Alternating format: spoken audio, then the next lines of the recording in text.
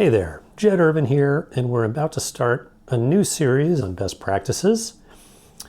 And this one is called Reducing Stress Through Design.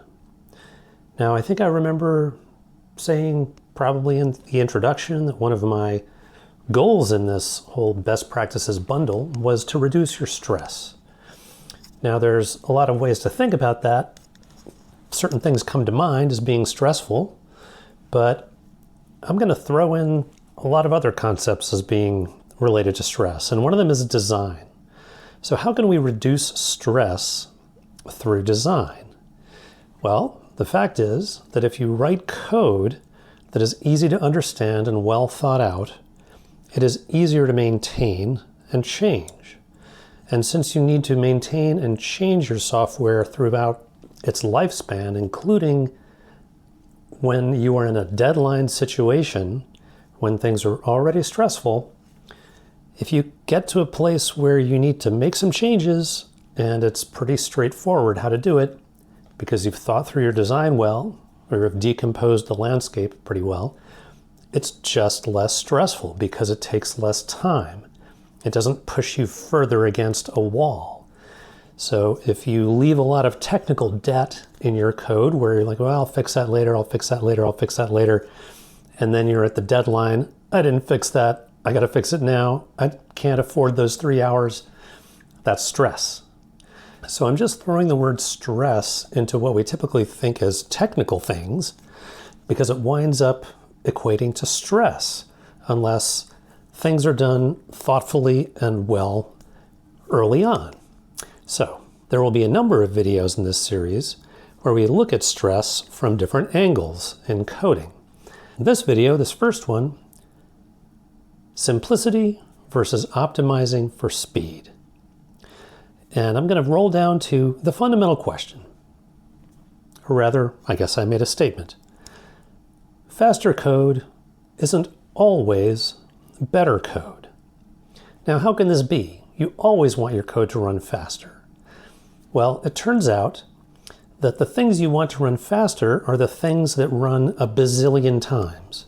So if you have a code base and you have an algorithm that gets pounded on and you have some inner loop that gets run 60 billion times, that you want to make fast.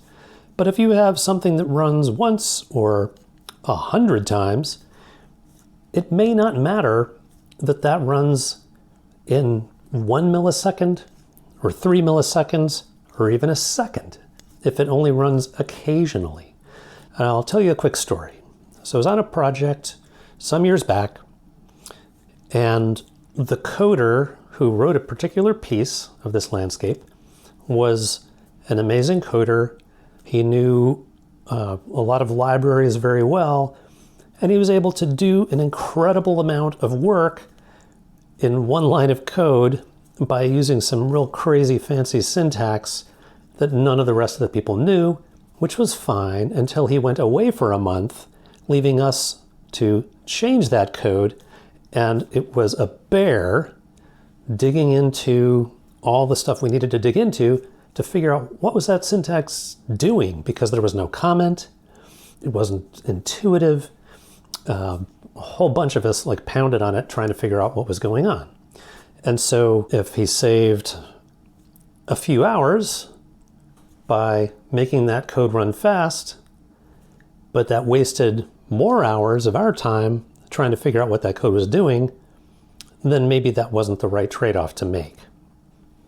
Would have helped if he put comments in there, but yeah, that's just an example of how this can play out.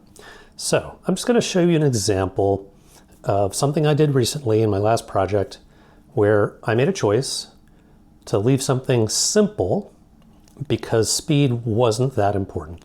So let's go to here, my search bar. Let's see. So I had this one function call here. Don't bother understanding anything going on here. Just this one line here in the middle. And so I needed to pick a scene to run. We had this concept of scenes that needed running. And in a particular scene bundle, there may be 100 scenes or 10,000 scenes. just depended on what chunk of the landscape we were processing at the time.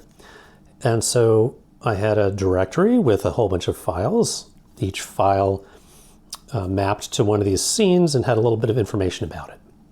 And so when I needed to assign it, I needed to look through that list, and for each of those, look in another file to see if I'd had an assignment made to it or not. So there's a bunch of file I/O that was happening.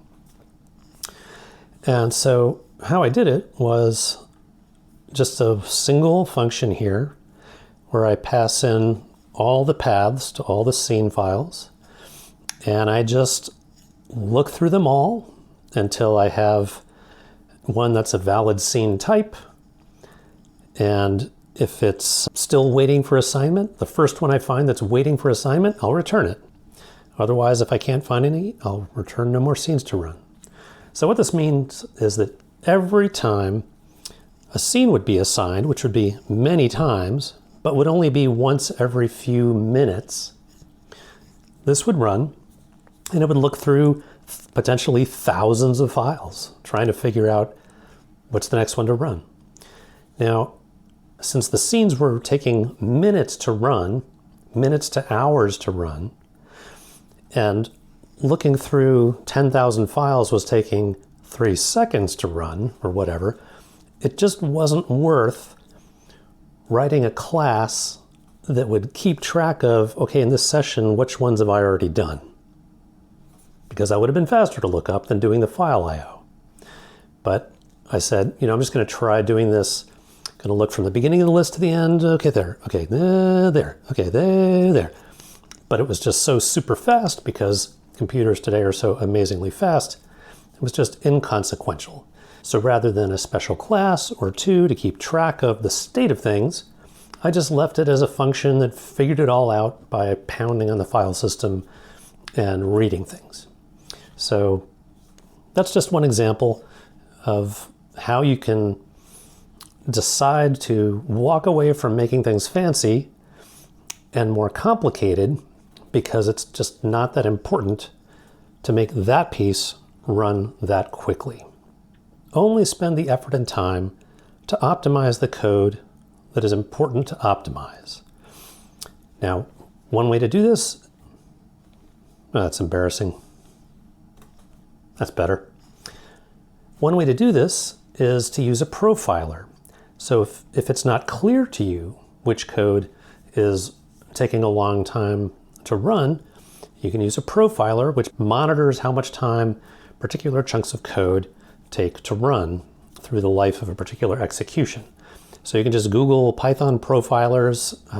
It's been a while since I pulled one in because I haven't written anything that was super critical to do fast in a long time, at least in Python.